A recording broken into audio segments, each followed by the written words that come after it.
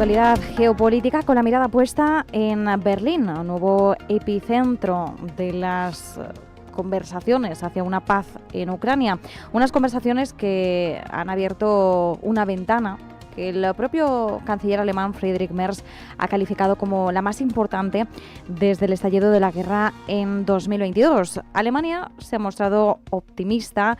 Ucrania ha aceptado renunciar a su adhesión a la OTAN y de trasfondo sigue un escollo clave, que es la cuestión territorial y la duda de las garantías de seguridad. La pregunta en estos momentos es si estamos ante un verdadero escenario que propicie un acuerdo para poner fin a la guerra o si más bien lo que hay se establece en clave de ultimátum disfrazado de negociación. Europa está intentando meter la cabeza en esas negociaciones y también está evaluando la posibilidad o no de ese plan, de la viabilidad de su plan para usar los activos rusos congelados, un plan que parece que está comenzando a resquebrajarse. Vamos a hablar de estas cuestiones en este ratito de tertulia con Miguel Córdoba, profesor de Economía Financiera en la Universidad CEU San Pablo. Miguel, ¿qué tal? ¿Cómo estás?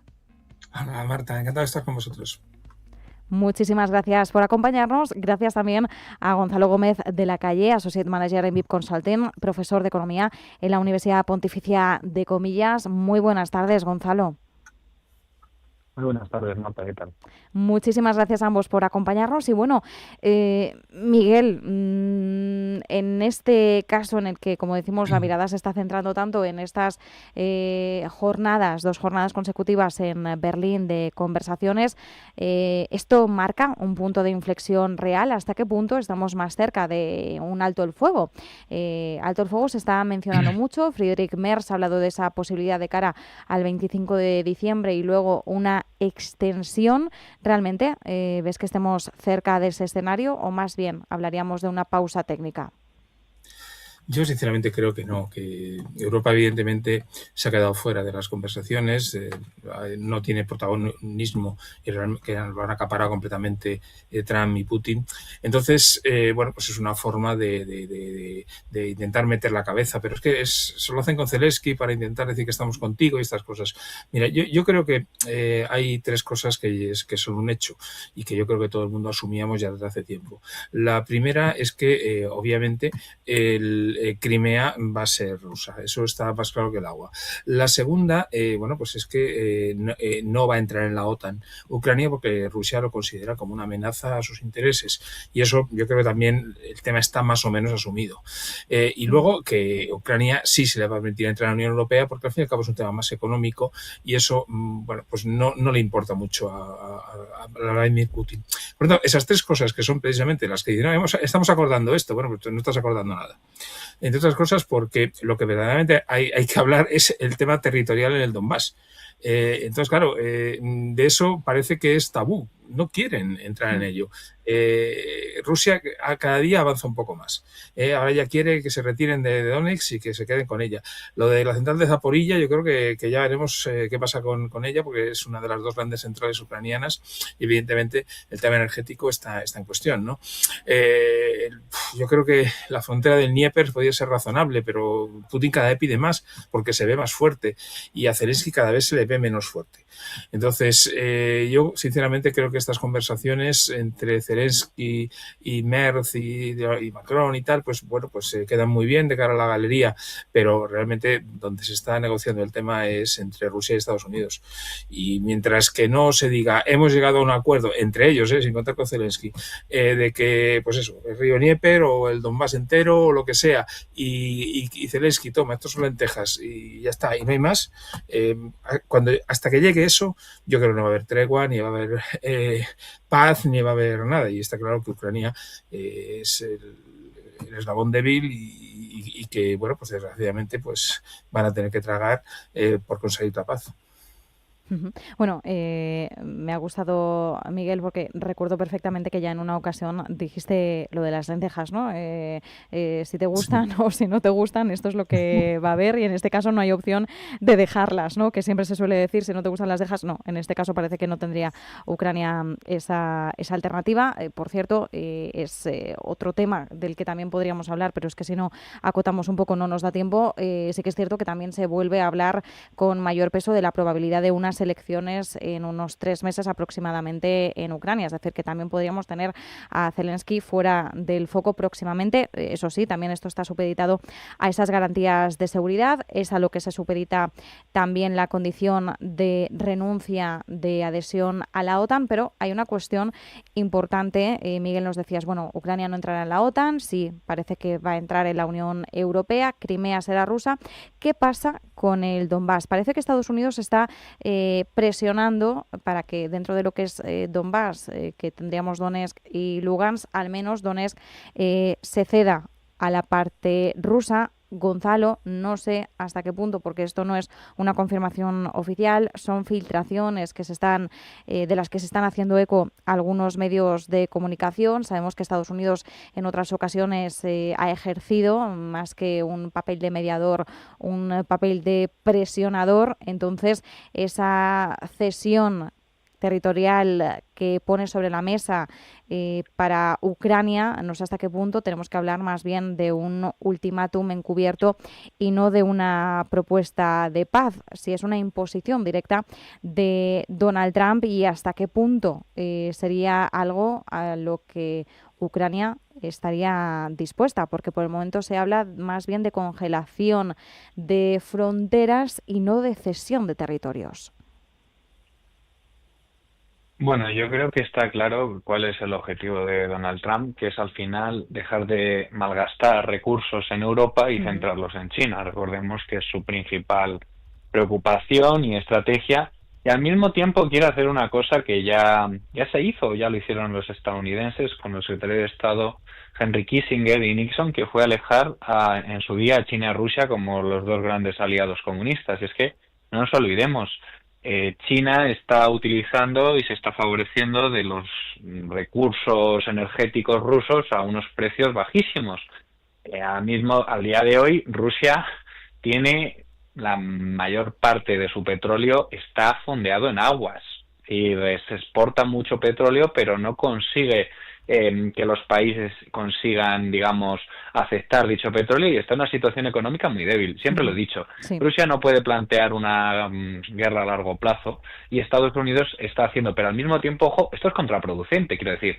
Estados Unidos presiona para que Ucrania ceda territorio y, digamos, tengamos un problema territorial, pero al mismo tiempo está presionando a Hungría o al bloque que representa a Hungría para que se acepte el ingreso de Ucrania. Está moviendo Washington ya, digamos, los teléfonos a las diferentes delegaciones comunitarias. Esto es contraproducente porque los criterios de Copenhague de 1993, que son los criterios por los cuales la Unión Europea decide si se integra o no un nuevo Estado, hay que cumplir una serie de condiciones Ujú. económicas y legales, y territorialmente hablando esto es importante. Es decir, en los criterios se dice que el país en cuestión no debe tener ningún conflicto territorial, cosa que Chipre no lo cumple, pero Ucrania podría pasarnos con ello. Igual que comentaba mi compañero, Crimea está perdido desde el 2014, eso no le cabe duda a nadie. El Ujú. problema es que la gente considera que la guerra de Ucrania es posterior, pero no, la guerra de Ucrania comienza en el 2014. Entonces Ujú. yo creo que Donald Trump al final está presionando para quitarse un problema encima de la mesa y destinar todos sus recursos, que es hacer que Rusia deje de estar tan aliada con China y esté tan alineados, para que Estados Unidos pueda enfocarse a China. Ujú. Gonzalo, si me lo permites, sobre este tema, claro, son 36 capítulos de negociación los que se exigen para esa adhesión al bloque comunitario, Ujú. es ese enfoque basado en méritos. Justo la semana pasada hablamos de ello porque parece ser que, según informaciones, Europa podría romper sus propias reglas y se habla de la posibilidad de que Ucrania entre en la Unión Europea en 2027. Y esto, claro, sería sin que pasara esos filtros técnicos. Claro, no sé, en el caso de que ese escenario fuera el que finalmente sucediese, ¿hasta qué punto hablaríamos de un cambio de paradigma en el propio bloque, la propia Unión Europea, en la que Europa dejara de preguntarle primero a los futuros miembros qué cumples y empezar a preguntarse qué necesitamos de vosotros si os incorporáis? ¿Hasta qué punto hablaríamos más bien de una herramienta, estrategia y geopolítica más que de un proceso técnico? No sé si tendríamos que empezar a mirarlo ya desde esta premisa.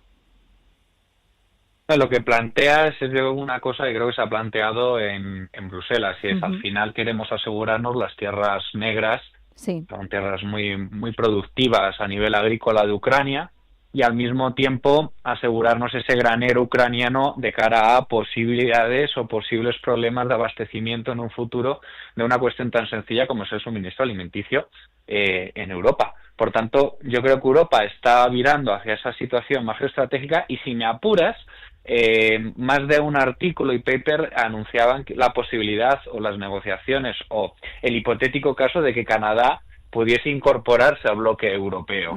¿Por qué? Sí. Por intereses, por ideología, pero sobre todo por el estado de Alberta, que es el estado que Donald Trump quería incorporarse a Estados Unidos, porque es el estado con mayor exportaciones de petróleo se utilizan en Estados Unidos. Y la pregunta aquí es, ¿por qué viramos hacia estos criterios?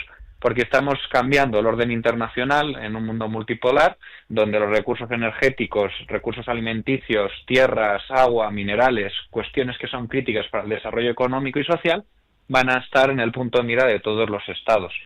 De ahí, pues, esas declaraciones de Donald Trump donde quería incorporar Canadá o el estado de Alberta, porque recordemos, Estados Unidos es un exportador de petróleo, pero exporta petróleo ligero. Él importa petróleo pesado canadiense, que es el que se refina dentro del territorio estadounidense.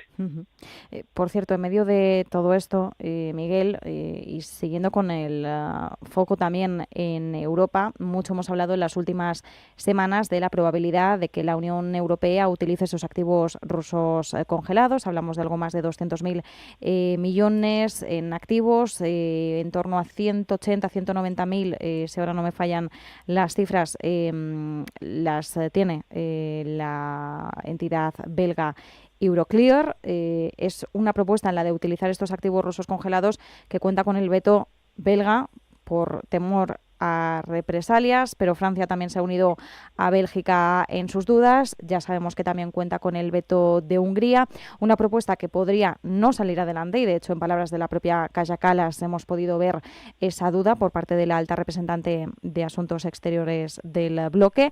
Claro, no sé hasta qué punto tenemos que hablar de un fracaso o de un miedo a las represalias, porque Rusia ya ha demandado a Euroclear y Rusia ha insistido en que va a ir a por todas, tanto desde un marco jurídico como político como económico. Sí, claro, pero claro, aquí yo le doy la razón a Rusia. Es decir, vamos a ver, una cosa es que haya un conflicto entre dos países, que ninguno de los dos son de la Unión Europea, Rusia y Ucrania, entonces hay un conflicto militar entre dos países, bueno, pues vale, pero en fin, que tú, digamos, bloquees los activos como una medida contra el agresor, bueno, porque te alineas más con Ucrania, esas cosas me parece muy bien, pero una cosa es bloquear los activos hasta que se acabe el conflicto y otra cosa es apropiártelos. Eso es una cosa, eso ya yo sinceramente creo que el orden internacional para mí no tiene ningún sentido. Los 200.000 millones son rusos y lógicamente Rusia no está en guerra con Europa, ni Rusia, y Rusia es un país soberano, un país además que tiene una potencia militar importante. Yo creo que esas propuestas sinceramente no tienen ningún sentido. O sea, no se pueden hacer estar estableciendo ahora nuevas ideas. Vamos a tener ideas, a hacer un brainstorming, a ver qué les hacemos a los rusos. Eso, pues yo creo que es una estupidez, porque estamos justo en la parte final. Y en el momento en que se produzca el alto el fuego y se firme la paz, que yo espero que sea pues antes de primavera, y al final pues ya sabemos, ya estamos diciendo que Ucrania va a ser el patito feo y lo va a pasar mal, pues bueno, pues ya está, se acabó. Y lógicamente habrá que volver a convivir con los rusos, volveremos a comprarles el gas, volveremos a comprarles petróleo, los activos seguirán siendo suyos y al final acabaremos viendo, yo creo que para el 2026, no sé, pero el 2027 otra vez habrá McDonald's en la Plaza Roja. Entonces, eso va a ocurrir. Entonces, lo que no tiene sentido es expropiar 200.000 millones a los rusos. Yo sinceramente creo que eso sería un acto casi de piratería. Yo en ese tipo de medidas no estoy de acuerdo. El bloqueo lo puedo entender como medida para presionarles, pero apropiarlo no. Eso yo sinceramente creo que no. Y lo que comentabais del tema de la Unión Europea, que si puede entrar o no Ucrania, bueno, evidentemente con los criterios del año 93 de Copenhague que comentabas antes, no, claro que no, porque media Ucrania está destruida y Ucrania hay que reconstruir, lo que hay que hacer es reconstruirla. Evidentemente las magnitudes macroeconómicas que se definen en el año 93 pues son para países que estén normales y ver que realmente tienen pues unos datos, unas cuentas públicas que están en la línea adecuada y tal, ¿no? Pero no puedes pedirle a Ucrania que para el 2027 estén ahí, porque seguro que va a llevar 4 o 5 años el conseguir volver a recuperar ese país, sus infraestructuras y que pueda estar en pleno funcionamiento. Entonces bueno, si se quieren saltar y todos los principios de Copenhague y el articulado y todas esas cosas y hacérselo porque sí, pues vale. Pero en principio yo creo que para el 2027 Ucrania no estaría en absoluto preparada para entrar en la Unión Europea. Bueno, y de hecho es un margen que nos puede parecer que es mucho, bastante extenso, pero no. Recordemos que estamos ya con un pie en el 2026 y hablar de un periodo de un año es realmente muy cortoplacista. Nos queda nada, 3 minutitos, pero Gonzalo, quiero aprovechar también para preguntarte por tu perspectiva respecto a ese plan de uso de los activos rusos congelados. No sé si compartes visión con Miguel o tienes otra perspectiva también respecto a la represalia por parte de Rusia, posible impacto financiero, geopolítico, viabilidad de que Europa salga adelante con ello. Claro, bueno, yo no la comparto. No la comparto porque nosotros no hemos decidido entrar en guerra. Eso para empezar. Entonces, que nosotros los europeos tengamos que pagar la reconstrucción de Ucrania, por mucho cereal que tenga, eso son toneladas y toneladas de cereales. Por tanto, bueno, al final es, oye, tú estás cortando los cables, tú estás haciendo presión con el gas, tú estás haciendo una guerra híbrida, pues nosotros la guerra híbrida es congelándote todos los recursos que tienes y lo utilizaremos para la reconstrucción de un Estado. Efectivamente, si hablamos del término geopolítico, geoestratégico, no vale aplicar, vale, nos saltamos los criterios pero jugamos con la legalidad internacional, ¿no? Jugamos jurídicamente, no. O estamos en guerra o aceptamos la guerra híbrida de ambas partes, o si no, eso que Europa tenga que jugar jurídicamente, yo no lo veo. Es decir, si Rusia ha jugado a la piratería y a la anexión de un territorio, justificado históricamente, no justificado a nivel geopolítico, siempre ha controlado Sebastopol, eso es una discusión. Pero si vamos a utilizar las reglas del realismo político y de la fuerza, que es del siglo XIX, se utiliza por ambos bandos, en el sentido de que, bueno, juegas a la piratería, nosotros también a la reconstrucción de un Estado que obviamente ha defenestrado en las infraestructuras. Y eso creo que hay que ser conscientes como europeos. Ahora, el problema que tiene Europa es que ¿a quién llamamos? ¿A Francia, a Alemania, a Bruselas? ¿Quién es la voz cantante? Eso es nuestro problema. No tenemos un representante único y las capitales tienen demasiado poder.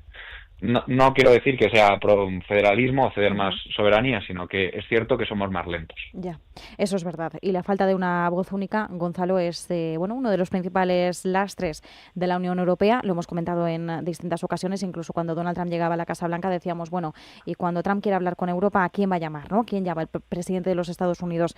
Pues no tenemos esa voz y efectivamente para muchas cuestiones se exige todavía esa unanimidad y sabemos que hay determinados países bastante regidos en su posición de veto. Bien, pues no resolveremos el mundo, pero intentamos analizarlo casi al pie de la letra, minuto a minuto, según la rigurosa actualidad. Así que muchísimas gracias, como siempre, por este ratito de tertulia. Miguel Córdoba, profesor de Economía Financiera en la Universidad CEU San Pablo, y Gonzalo Gómez de la Calle, Associate Manager en VIP Consulting, profesor de Economía en la Universidad Pontificia de Comillas. Un placer, como siempre. Un abrazo. Encantado, igualmente. Buenas noches. A vosotros.